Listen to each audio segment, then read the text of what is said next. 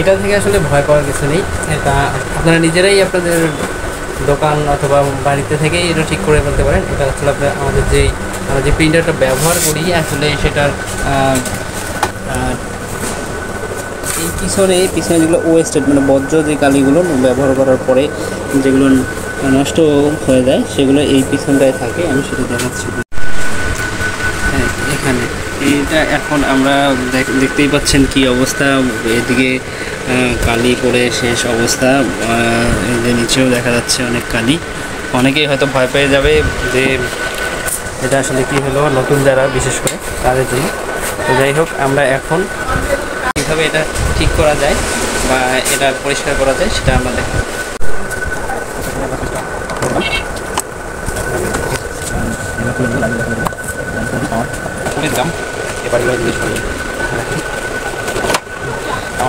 তো এটার জন্য যেটা করতে হবে, প্রথমেই আমাদেরকে এখানে একটা স্ক্রু আছে দেখা যাচ্ছে, এটা খুলে নিতে হবে।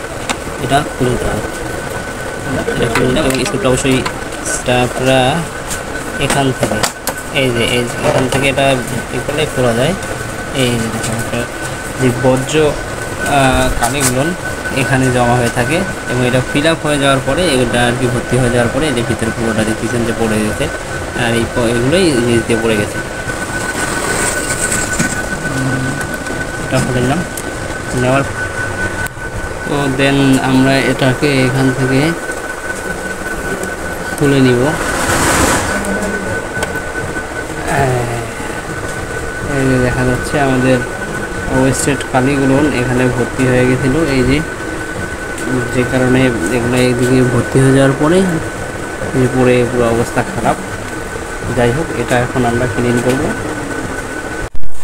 তো এই যে আমরা ট্যাঙ্ক আছে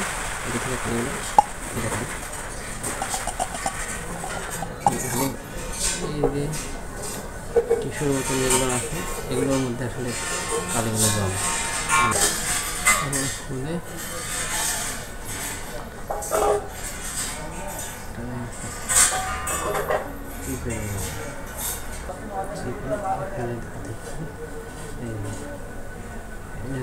থাকলে ধোয়ার পরে এগুলো আসলে পরিষ্কার সাদা হয়ে যাবে। সাদা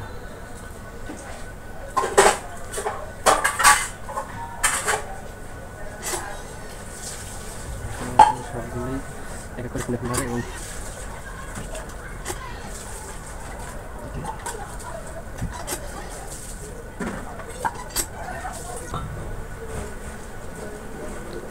খালি এটাকে পরিষ্কার করব।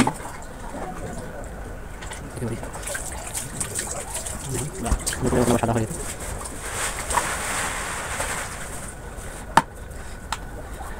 এরকম এগুলো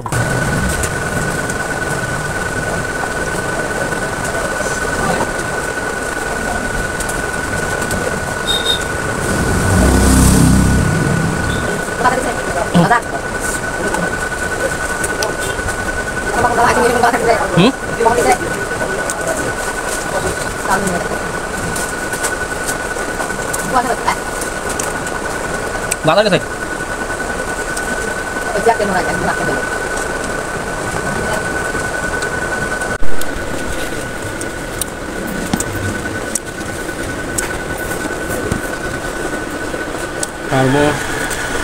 সর্বশেষ এটা আমরা ভিতরে লাগিয়ে দেব।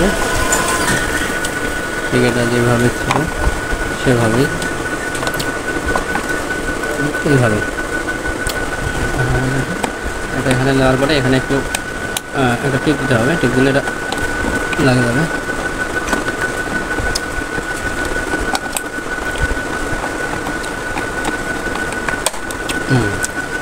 হ্যাঁ, এটা আগের মতন সেট হয়ে গেছে।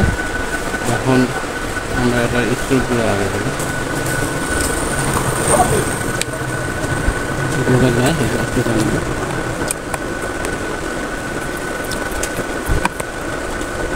এবং সর্বশেষ এটা ফুলের মতন লাগিয়ে দেবো।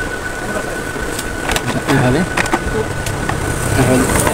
থাকলে লাগিয়ে যাবে।